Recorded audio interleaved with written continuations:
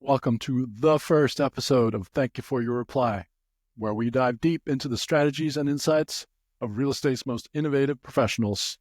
I'm your host, Rich Peterson. Each episode, we explore the real practices driving success in today's market. No fluff, no pitches, just real conversations with real experts sharing real results. As I said, this is the first episode of the podcast, and I couldn't be happier with it. We are joined by Wayne Morgan of the Real Estate Business School in Austin, Texas. And we had such a great conversation about what it takes to excel in the real estate industry and business in general. I hope you enjoyed the episode as much as we did recording it. Before we dive in, please make sure you like and subscribe. Your engagement really helps the show keep running. Without further ado, here we go. Hello, everybody. Rich Peterson here with the Reply AI, doing our Thank You for Your Reply podcast. Here with Wayne Morgan from the Real Estate Business School down there in Austin, Texas. And we're going to talk a little bit about what he's got going on there in his school, kind of changing the way we do real estate and helping new realtors come out into the market and start off on the right foot. How you doing, Wayne? Good. Nice to see you. Thank you for your time. Appreciate you having me on. If you could talk a little bit about your real estate career, because you're a veteran of the real estate business, right, and then you decided to buy the school and pass on your knowledge. Right. Well, I'll start there because for those of you watching, thank you for your time. First of all, not to tee off on you, but just to say this is a common mistake, perception in the business. Real estate's not a career. I hear it a lot. A lot of schools say, get a career in real estate, have a career, enjoy your career, blah, blah, blah. It's not a career. It's a business. It's not a job. It's a business. If you don't treat it like a business and run it like a business, very soon you're going to find yourself out of the business. And that's why the attrition rate in real estate is north of 80%, despite the fact that it is the best business in the world, bar none. It is the best business in the world. It is. And so if you're looking for, freedom, autonomy, control over your own destiny, control over your own income, control over your own time, control of your outcome, and you're tired of being told what you're worth, real estate's the place to be. If you look at it, you get millions of buildings all over the country, right? And every time one is leased or sold, commissions get paid. It's a billion-dollar industry. Real estate is the engine that drives the economy in America. But very few people realize that. It's huge.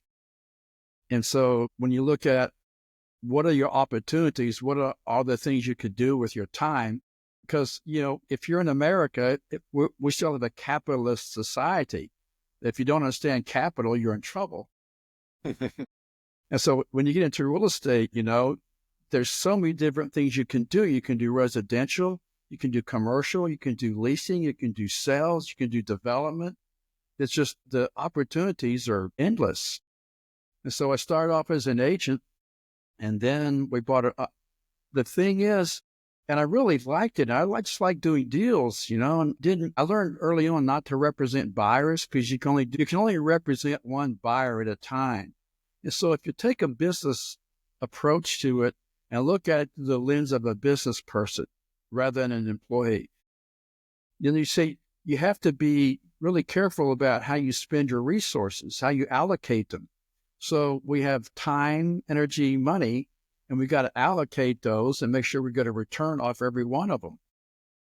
Well, if you look at putting a buyer in your car, how much time, the first thing that we tell realtors to do in our mentoring program is write this down. How much are you worth per hour?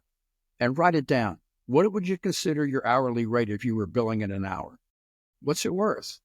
And then measure, right? Because every time you waste an hour doing something, that's how much money you just lost, right? So if you don't have enough time or don't have enough money, you got to look at where you spend your time. And if your time isn't spent on income-producing activities, then you're not going to have the money you need. I'm on this subject called money because it's important. Some people say money's not important. Yeah, it is.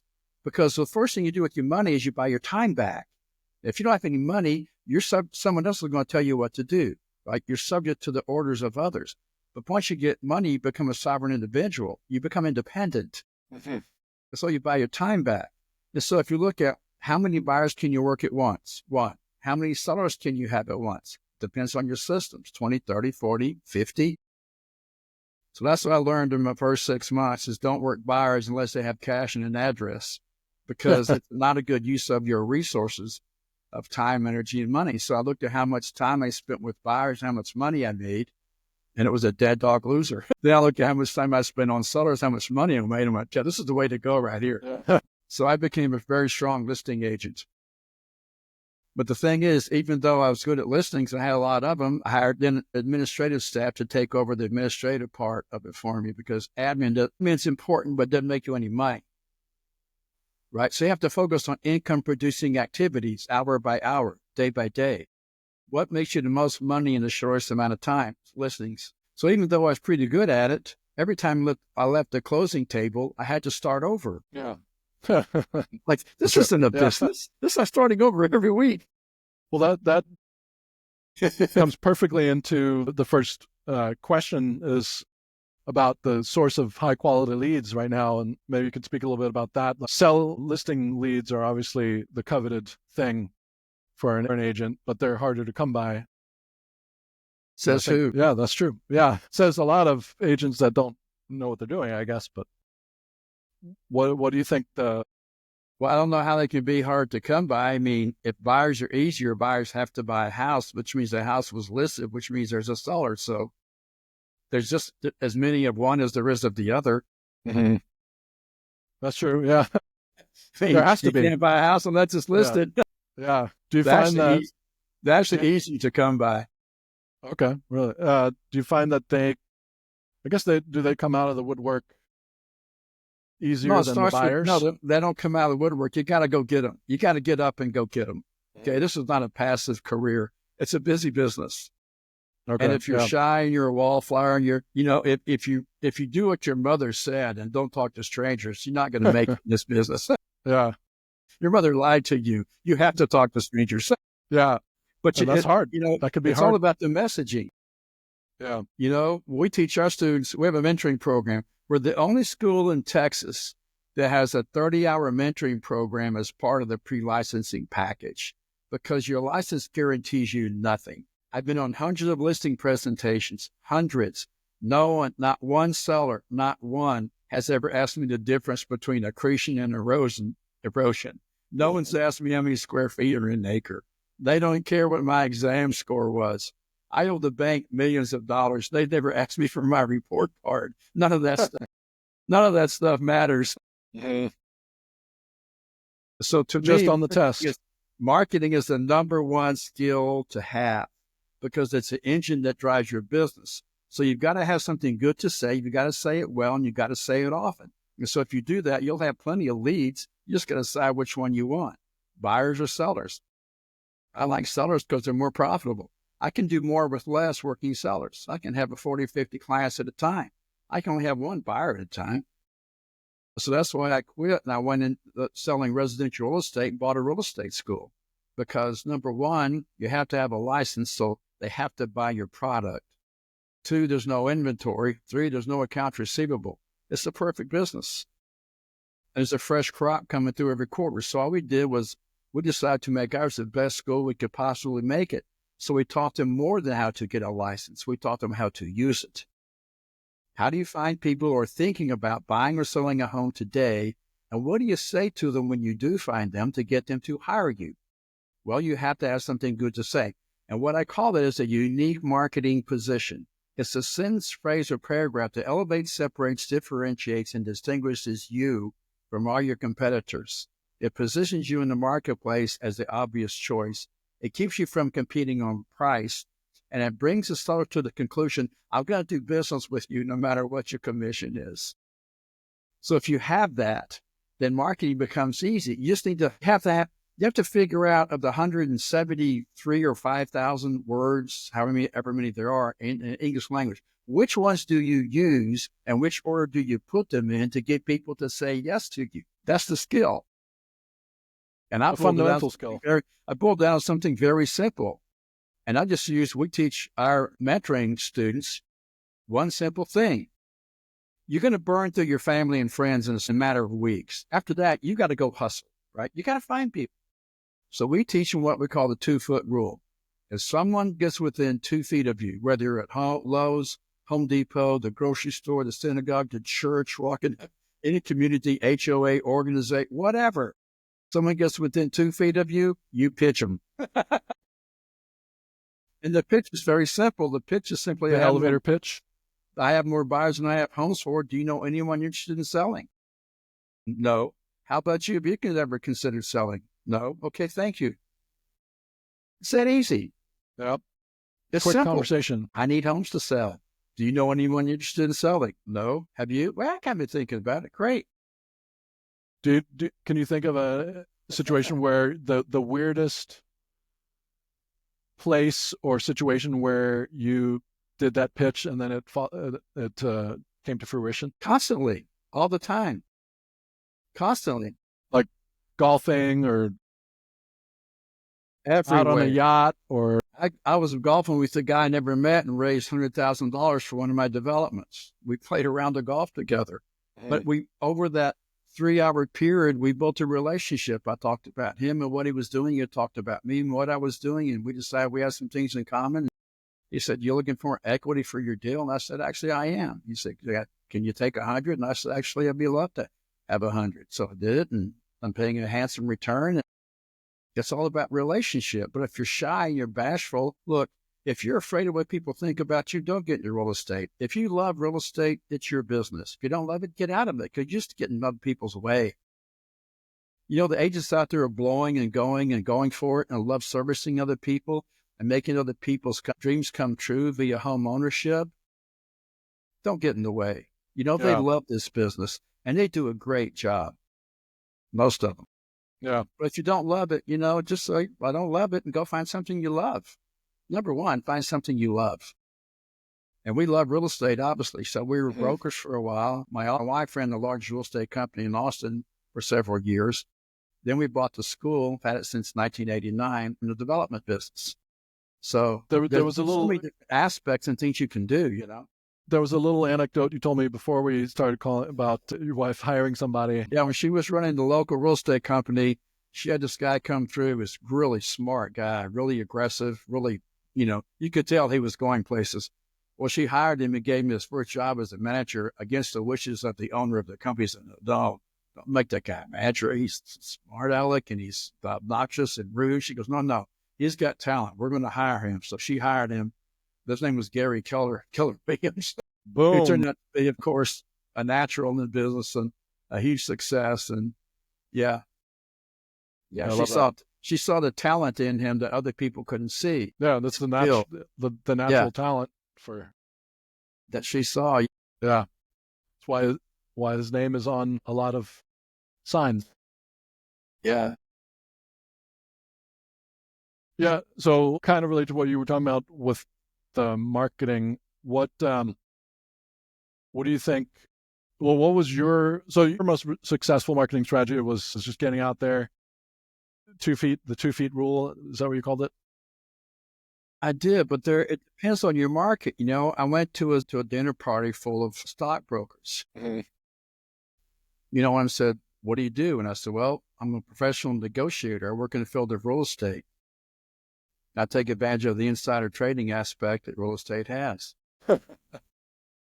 Because, you know, literally insider trading is legal because we have access to the multiple listing service that the public does not have access to. And most of the deals that I've come across, I found in MLS. Did you have a lot of heads go? Huh? There was a lot of heads there. Yeah. I said, so, you know, number one question is, are you thinking about diversifying your portfolio? And two is, if I found another market deal that you could take on the pennies on the dollar, would you want me to tell you about it? And the answer is yes. Yeah. Now, see, when you have a typical homeowner, they move every 5 to 7 years. So your repeat business is kind of small. But if you have a good investor, they'll buy a house a year, maybe more. So you invert the ratio. Rather than 1 every 5 years, you can buy 5 a year. So this requires a financial education. So you need different types of education, to me. There's a technical education required to get a license, which is the new language, contracts. Contracts is a very technical field. Most of the lawsuits and complaints come from contract disputes. So you need a technical education. It's a great foundation, but you need more. like I said, I've been on hundreds of listing presentations. What my sellers want to know is, can you sell my home for top dollar? Can you market it for the most exposure? Can you negotiate best price and terms for me? So they're asking me if I understand how to market, sell, and negotiate. These are business skills. Mm-hmm. It's a business education that's required. They don't care about my technical education. They don't care how many square feet or an acre. They don't care the difference between accretion and erosion. They want to know if I can sell the house for top dollar and negotiate for them. That's all we want to know. Right? So I need to know that. If you want to get rich in real estate, then you need to know your numbers, right? If you're going to invest, there's a difference between a speculator and an investor. And the difference is the investors know their numbers. The speculators are flipping houses, right?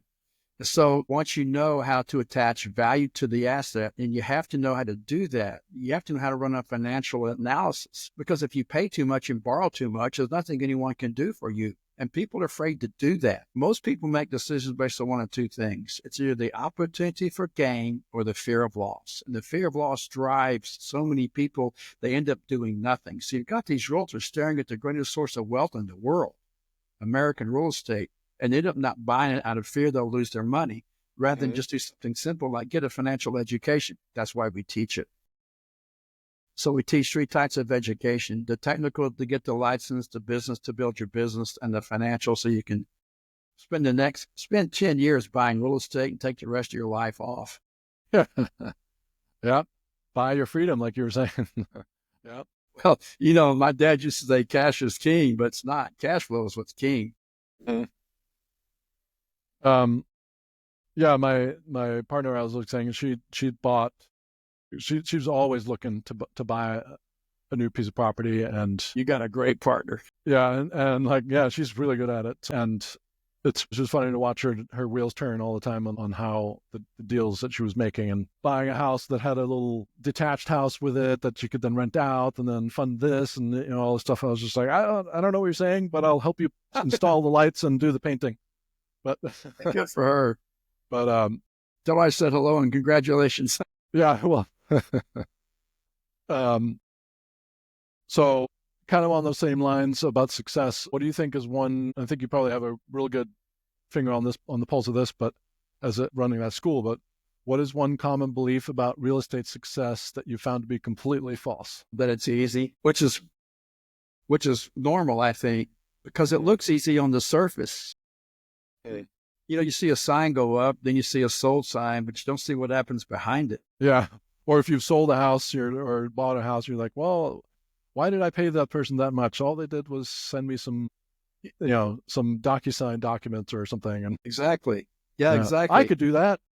Yeah. That's exactly right, Rich. And that's why that's the exact reason why there are for sale by owners in the marketplace. And the reason why is because a really, really good agent listed that home, sold it for top dollar, and really conscientious. I mean, they did everything, right? They did everything perfectly, and he sold it for top dollar in 30 days, but they didn't tell the seller what they did. Mm-hmm. So instead of saying every day to the seller at the beginning, we're going to do these 150 things to sell your home, and every day email or call that seller and tell them the 5 or 10 things they did that day, and do that every day. And you overwhelm the seller with all these things that you did to sell their home. They're going to go, wow. And when they go, wow, you ask them for a referral. And at the end, the home sells. If you don't tell the seller, they don't know. They look at the sign, they look at the lockbox, they look at you, they get the closing 30 days later, they make this money, and they go, they didn't even do anything. All they did was put a sign in my front yard and a lockbox on my front door. And like you just said, yeah. I could have done that. And so if you've ever been to any place and bought an inferior product, then because you defaulted to price. So if you have an inferior product that doesn't add any value, doesn't help anybody, the best thing you could have is a dumb customer because they don't know the difference. But if you have a good product, like a Class A realtor who did as I just described, has a good plan, marketing plan, executed it flawlessly, sold the home in 30 days, top dollar, made the sellers happy, if you have a really good product or service, the best thing you could have is an educated customer. So when I look at real estate, I'm going to tell you something. Here's the big line in real estate. Realtors sold houses. Realtors never sold. There's no realtor ever sold a house. Ever. Ever. They put a buyer in their car. They asked them some questions about what they were looking for. They went to MLS and found properties that matched. They drove them around till the buyer said, stop, I'll take this one. The signs should throw away the sold signs, put them in the dumpster, throw them away. The sold signs, throw them away. The signs should say, this property was chosen by the Johnsons. What happened? They chose to buy that house. And so how'd they do that? Well, we educated them. How do you get good sellers? You educate them. How do you get good buyers? You educate them. How do you build a business? You educate people. Tell them what you do, how you do it, why you do it that way, and most of all, the benefit to them. Because every consumer is asking the same questions you and I ask. Why should I do business with you? Why should I give you my money? What's in it for me? Whichever version of that you want, that's what the consumer wants. You have to answer that question. So just tell people, I sell your home for the most money and fewest problems. You go to the broker. Here's what I do. Insider trading is legal. You want a deal on a piece of real estate? I'll give you one. I've got access to undermarket deals. How many you want? Simple as that. It's a way of See, it is easy. It's about being valuable to people. And the more valuable you become, the more business you do. It's not about making money. Money's a byproduct. It tells you how valuable you are to other people. If you haven't studied your craft and perfected it, and you still don't know how to list or sell a piece of property, then go figure out how. Learn it. Become the value. Help people with this transaction. Then tell them what you did and how you did it. All along the way, then when you're done, they go, wow, that was great. Ask them ask them if they know anyone you can help. And just keep asking them that. I think that's a great piece of advice, because we just sold a house before we moved, and we didn't hear a peep really, and it was a very painful, long process. It was hard because we felt very much in the dark, and granted, it was a very hard time to sell just for the market, but that was really a difficult thing for us. And at the end we closed, and we were glad to be moving out, and that the sale happened and all that. How much of it was due to who in the process was very unclear. Yeah, some of those happen. Yeah, finally someone came along and chose the house. That's what happened. Right. Kind of moving on. What would you say? You're obviously not. Well, maybe not obviously, but you're not working as a realtor now, if I got that correct. But what would you say to your students that were going through the course on how to structure their typical workday to maximize productivity, and then also trying to maintain some semblance of work-life balance, if that's even possible? Yeah, I don't think it's a thing. In my world, there's no work-life balance. It's focus. Multitasking is overrated. You got to focus, and you got to do this. You got to do it hard, and you got to do it all the time. You have to stay on it. And so I think we all have the same problems, and we all, we have a tendency to look at other people and say, wow, they got it made. They must be, or whatever. Mm-hmm. And when I look around, I see that we all have the same problems. How do you get on in the world? How do you become a value? How do you attract people? How do you make money? How do you increase your standard of living? How do you solve the problems? And so there's a lot of ways to do that. But to me, there's no such thing as a work-life balance. I'm up at 5 o'clock every morning, but I'm in bed early. I'm in bed before 10. So I go to bed early, I get up early, and I do a lot of work before everybody else gets to work. The difference between an employee and an employer. The biggest difference between an employee and an employer is the employee's day is determined by the position of the hands on the clock, and the employer's day is determined by the number of things they need to get done that day. So if you want some free time, you get up earlier and you get started sooner and you work harder. I've been trying to do that more. I must confess I'm not a morning person, so it's hard, but unless in the jobs I've had where I had to be there early. But I've back been to your doing question, that more and more. I'm sorry. I didn't mean to interrupt you. I apologize. No, that's okay. Yeah, and so, but I've seen That's a really good question. And it sets down to goals. What's the target? So we have a goal sheet we give them. What are your goals? How much money you want to make this year? Okay, good. We're back into it. Here's how many appointments you need to go on.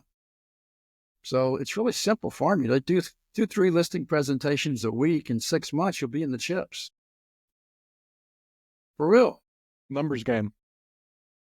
That's all it is. But it's listing presentations, 3 a week, 3 a week, 3 a week, no matter what. So you set everything aside, you make that a priority. You just don't do it after you get everything else done. You do that first, and then you get everything else done. It's income producing activities. And the number one income producing activity is a listing presentation. You get 20, 30, 40 listings in your inventory, you're in good shape. You're in really good shape. Well, that's a good piece of advice. What do you think is the most effective way to stand out in this crowded market as a I think agent? today, my personal experience with being a consumer is the lack of people's commitment to their job, the lack of excellence, the lack of perfection, the lack of wanting to be the very, very best they can be. I think that's such a rare commodity these days. I think if you don't love the business, get out of it. If you do love it, then you're naturally be inclined to do this anyway, which is you want to be the very, very best at what you do. And if you just continue to being the very best at what you do, by that I mean, given this level of customer service that's so world-class that you wow them so often. And every time they say, wow, see, what we're taught is when you leave the closing table, ask for a referral. What I'm suggesting is you start off and you wow them at the very beginning. And every time they go, wow, you ask them for a referral. You ask it up front, you ask it all the way through the transaction, you ask it at the end, and you ask it till they die. You just keep asking people, do you know anyone else I can help? Do anyone else will appreciate a level of service like this? Did I do what I told you I would do? Did I exceed your expectations? Are you happy with my service? Things are going to happen in transaction. They're problematic by nature. There's so many moving parts. Like I said, it looks simple on the surface. You get a license and get in the business. You're like, holy moly. Open the box and the Pandora's box, like, whoa, where'd all these moving parts come from? Yeah. Like opening the hood of a car too. Like, yep, that's an engine. Yeah, you're right. Right. But just commit to it, commit to putting other people first. And think about things no one has thought of that you can do for them. But some things are simple, like in your instance, explain to people what's happening. This is what happened. This is what I'm going to do about it. This is what happened tomorrow. That's what I'm doing about it. I'm in the development business now. So my wife and I not only own the Real Estate Business School, which is a licensing school in Texas, we're also small infill developers. Well, you want to talk about problem solving, go develop a piece of raw land. There's so many people and so many moving parts. Things they don't even think of. When you get a few of them and aren't committed to doing it as well as they can do it, it's a problem. It creates problems. Okay. So I think that, number one, you're just wanting to be the best and get better every day at what you do is going to make you stand out from the crowd. Yeah. Just just excel. Yes. Do the work. Yeah. Commit to excellence. Yeah. Can you share a major mistake you made early in your career and what you learned from it? God, I made millions. One, yeah. That's what you learn, right?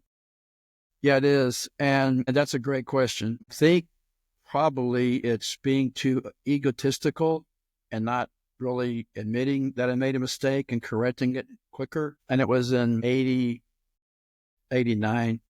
I did a workshop and I was introduced to this American named Bucky Fuller, R. Buckminster Fuller, or Bucky Fuller, as it was nicknamed, Bucky.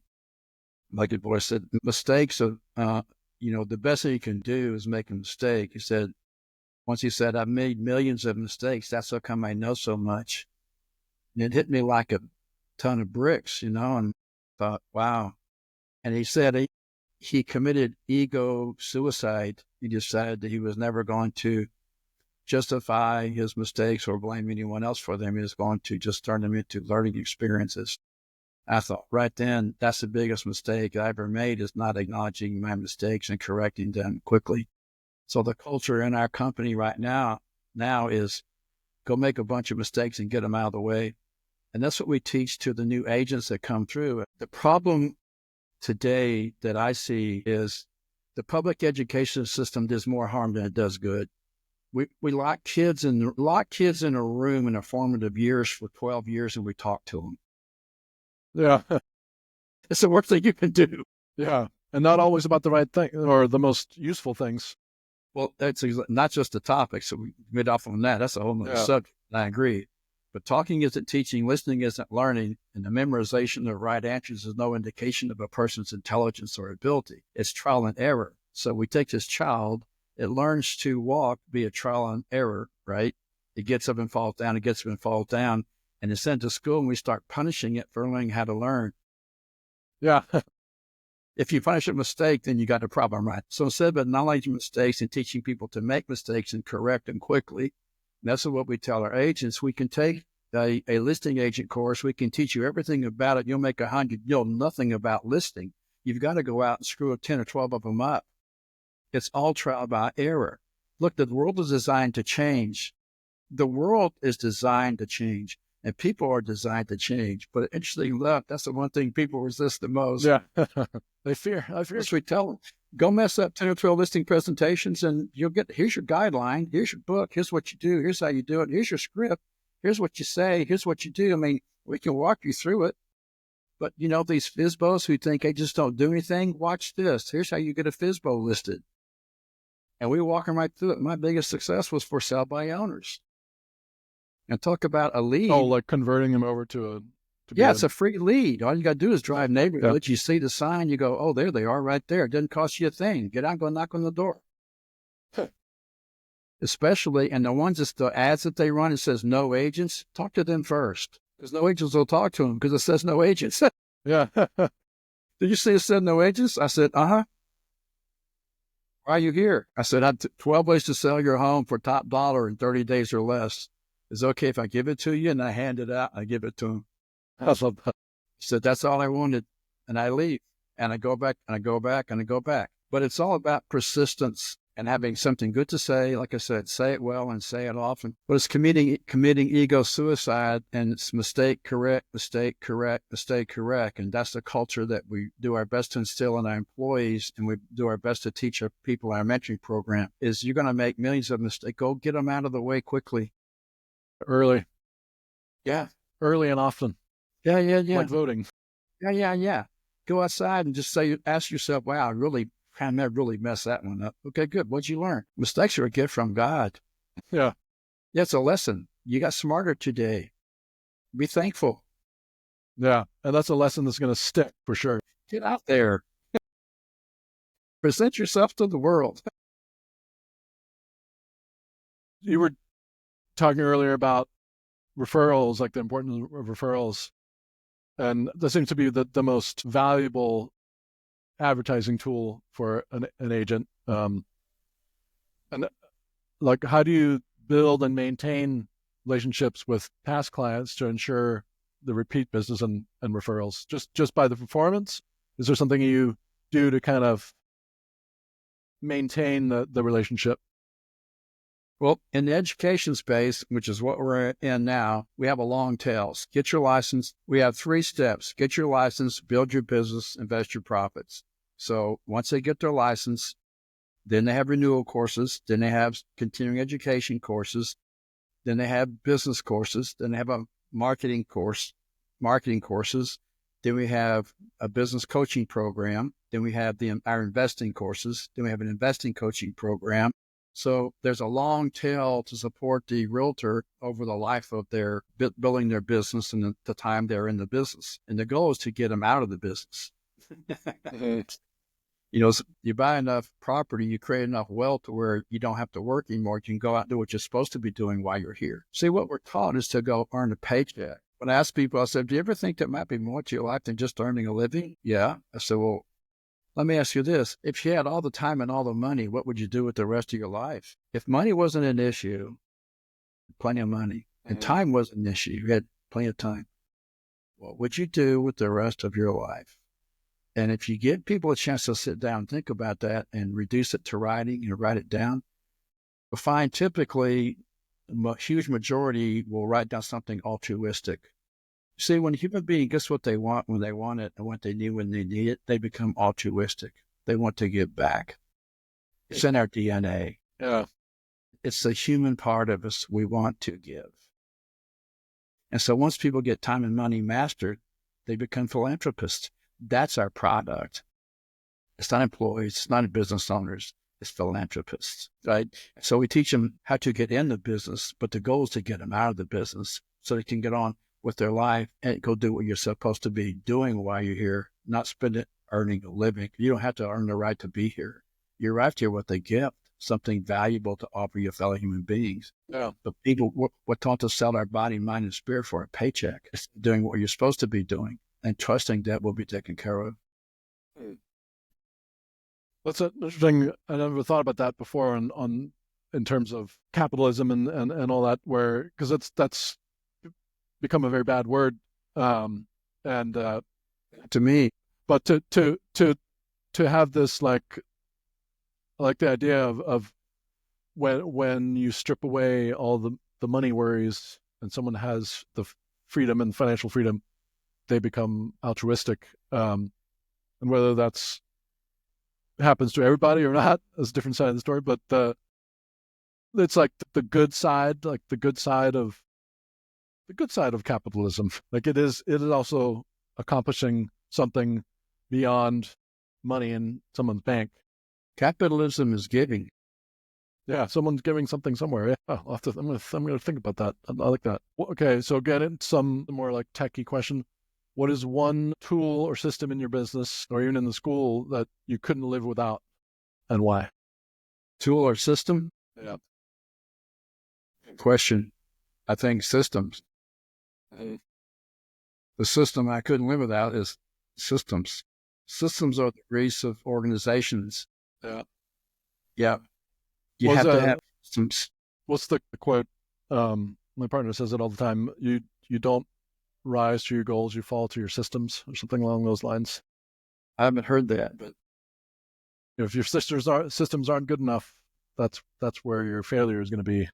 you've got to have a systems-driven organization. So people don't run the business. People run the systems. The systems run the business. Best book I read on this is E-Myth by Michael Gerber. E-Myth? Yeah. E for entrepreneurial. Okay. Entrepreneurial myth. E-Myth, Michael Gerber. Great book. We'll put that in the show notes below. Yeah, put it in there. Yeah, people should read that. Your business people should read that. What's another good book for either just business or, I mean, if your business, it's in search of excellence. It's Malcolm Gladwell. It's Blink. Blink is great. Yeah, I got a shelf full of them. And Blink is a great one. I love that one. Yeah, Malcolm Gladwell. Richard Branson, Michael Dell, they've all written books about what they did and how they do it. Snowball by Warren Buffett. They're just, if you want to build a business, then you read business books, business publications. If you want to become a better investor, then you read financial publications, financial books. And there are a lot of people out there that, start with Rich Dad, Poor Dad, then read Cash Flow Quadrant by Robert Kiyosaki. Audible nowadays, just listening to it. I listen to so many books now just because I can get more of them in that way. Right. Just walking or exercising. I think that's the beauty of the world we live in, in the digital age where you had the birth of the internet, and now you've got AI. It's evolving as such, as I said before. The world is designed to change, and it's changing so fast now. In the next 5 years, I think it's probably going to change faster than it has in the last 100. Yeah. But what happens is the phrase "I don't know" has now become obsolete because information, all you need to answer any question is one of these. Google it. That's all you need. So if you say "I don't know," it just means you're too lazy to go look it up. Yeah. And if you don't have one of these, you just use one of those. Exactly. Yeah, exactly. Literally at your fingertips. Right. Or you don't even have to use your fingers. Hey Siri. Right. Probably just set off a bunch of people's phones. That's very true, Rich. Yeah. That's exactly right. So it's been a rough few years for the housing market. How, this might be something you teach in the school and everything, but how do you handle difficult market conditions like interest rate changes or inventory shortages when you're talking to clients and when you're trying to just build your business? That's a great question. Two things. One is, and I hope everybody writes this down who's watching, no matter which way the economy goes, it's always a good time to make money. Your customer will change, but they're still out there. So who's not affected by interest rates? Wealthy. Yeah. To pay cash for houses. They don't care what interest rates are. What happens? See, what happened, my perspective, I'm glad you asked. This is my take on the subject. In America, we transitioned from a society to pay cash for everything to a society that charges or borrows for almost everything. And so now it's not how much, it's how much a month. This has never been more true than when it comes to housing. It's not how much, it's how much a month. And because most people are on fixed incomes, they can only spend so much on a mortgage payment. So when interest rates rise, it's going to price a bunch of people out of the market. Well, to correct that, what happens is low interest rates creates there's a difference between value and price on a house, right? And so when interest rates fall, the value stays the same, but what happens, the price rises. So it's an artificial inflation. Then when interest rates rise, in order to compete, the pricing falls back to normal levels. So you want to see a spike, reducing interest rates. It produces urgency in the marketplace. More people can qualify, some more buyers are available. The economics, very simply, is supply, demand, price. And when the demand goes up and supply goes down, price goes up every time. Well, as soon as supply goes up and demand falls, price comes down. So price chases supply. So demand falls. And then the supply is high. And then next thing you know, you're in a buyer's market. So prices come down. Well, for the wealthy, they just pay less for the houses. They're paying cash either way. But if you're on the how much a month plan, then you get priced out. You got to wait for rates to fall. The second thing that happens is you have investors out there who like it when prices fall. Rates may rise. So if what you're buying is interest rate driven, like multifamily, like there's a huge rush to buy multifamily between 2010 and 2019. They were huge, right? Some great deals out there. We just came out of the mortgage crisis. Projects were pretty, but they're all interest rate driven. So as the interest rate increases, all those properties go underwater. Cash flow dries up, inflation kicks in, expenses get higher, right? Expenses go up, payments go up. They don't lock in those long-term mortgages. The worst thing you can do is buy a piece of property short-term at the low interest rate because they're going to correct, right? And so you have to constantly be looking at long-term, what's going to happen 5 years, 8 years, 10 years, 15 years from now. And if what I'm buying is subject to a tax benefit or an interest rate, it's not a good deal because both those things are subject to change. Taxes go up and down. Interest rates go up and down. Your economy's going up and down. So if you're like me, you like something that's stable and safe and secure, then it's not interest rate driven. It's got to make sense on its own without those two. So that's why we say your profit's made when you buy. And if you pay too much and borrow too much, there's nothing anyone could do for you. So just sort of taking some variables out of the equation, basically. You look at the stability of the property without the interest rate or the tax break. Those are just pluses. If you got to count on them to make the deal work, your deal's going to work as long as those two stay stable, but they're not going to stay stable. They're going to change. Yeah, that is your deal's going to change. Yeah, okay, but there's always, again, no matter which way the economy goes, there's always a good time to make money. And so if you're working with sellers, sellers, let's say when the market's hot, because you're selling for record levels, then market corrects, you go pick up investors. You start selling all the foreclosures. There's always a market out there. Just got to be able to see it. You have to be able to see it. You got to go find it. You need to market to it. So you got to become you have to be good at your craft. You got to understand the fundamentals of real estate. You have to have a technical education, a business education, and a financial education. which you can get at your school. Which you get at the real estate business school. What we suggest is just buy one house a year. Buy one house a year. You don't have to go out there and slaughter the market. Just buy one house a year for 10 years, put them on 15-year mortgages, get them paid off. You don't care what the economy does after that. That's good I think advice. people out there who have a bunch of real estate, look, what have you been hearing? What's the biggest economic problem you've been hearing about lately? The price of what? Eggs. Eggs. Okay, let me just say something, if I may. When your real estate increases by tens of thousands or hundreds of thousands of dollars per year due to inflation, you cease caring what eggs cost.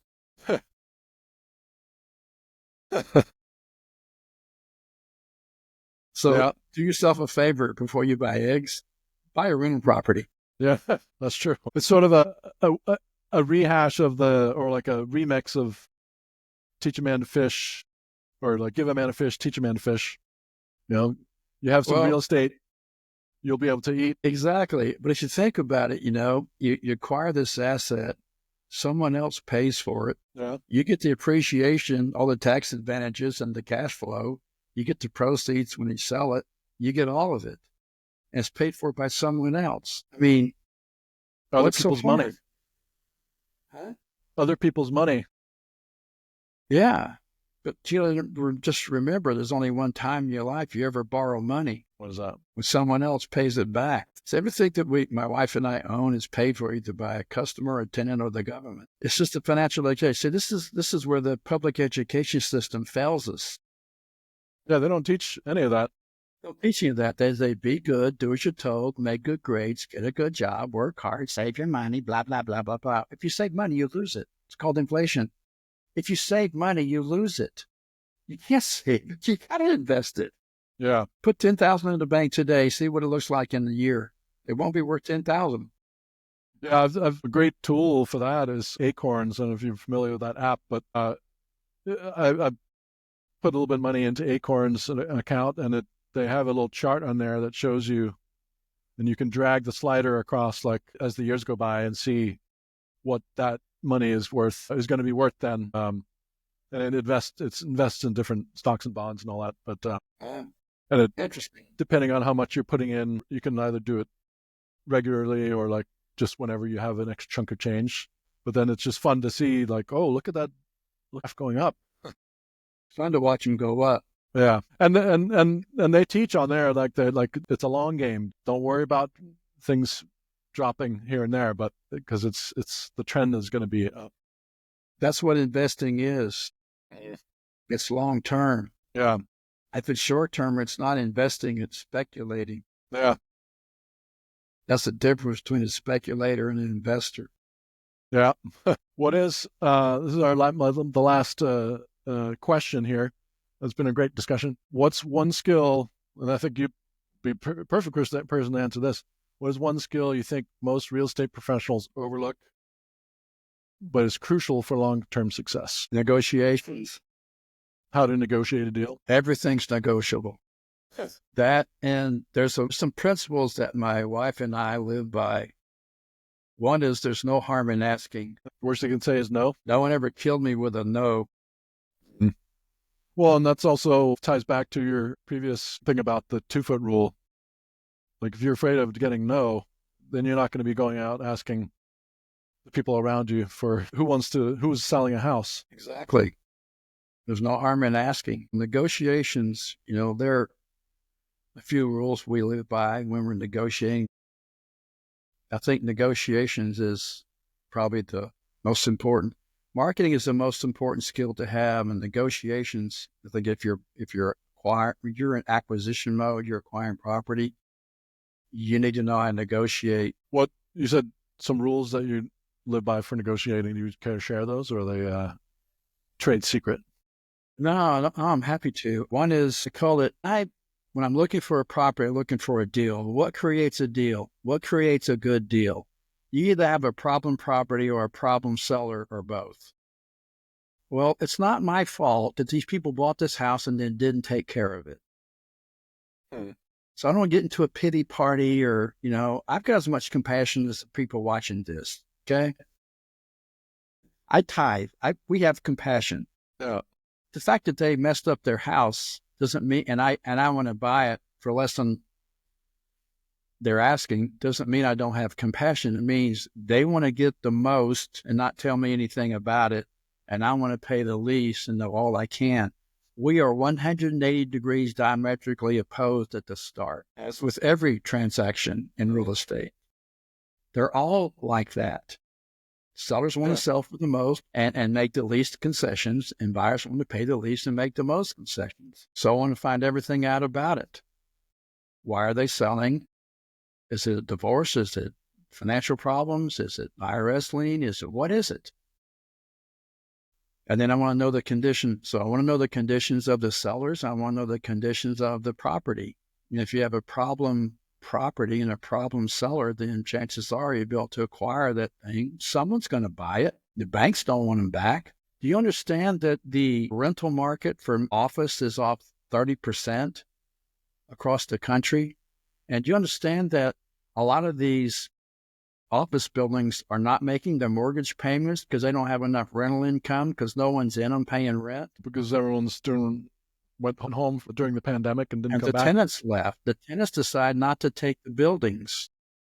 They're leaving the leases. So the owners don't have enough rental income to pay the mortgages. The banks don't want them back. So the banks are playing this game called extend and pretend. They extend the note, pretend nothing's wrong. They're waiting for the economy to turn around and come back, because if they put them on the market, they'll all be worth even less, because the supply will increase dramatically and demand is going to decrease. No one wants them because they won't pay their own way. See, when you buy a house, you buy it based on its value, and the value is determined by what other homes that are like the subject property sold for. Comparable. That's how you get market value in residential real estate. You look at all the houses around the subject property, and you add some for this, and you deduct some things for that, and you come up with a range, right? It's called a comparable or competitive market analysis. In commercial, it's totally different. The revenue, the value of the property is determined by its revenue, right? And so you have this thing called an annual property operating data form, a pro forma. It's a P&L for the property. It tells you what's left over when all expenses are paid. When all expenses are paid, you have this net operating income. That's what they value the property on. Most of them are negative, so they don't want to take them back. It would wreck the economy. So you have the multifamily is in trouble because rents have gone down and payments have gone up. Expenses have gone up. The rents haven't gone up that much. So yeah, multifamily's in trouble, and then office market's in trouble. And now you have interest rates in single family. It's in trouble. So there's opportunities everywhere. Yeah. Seeing the opportunity. So there's two sides of every coin, right? Some people see a problem and some people see an opportunity. And people ask me, so why are you developing in a bubble? And I said, well, that's an interesting point of view. I don't see it as a bubble. We have 150 people a day moving here. The largest corporations in the world are moving here.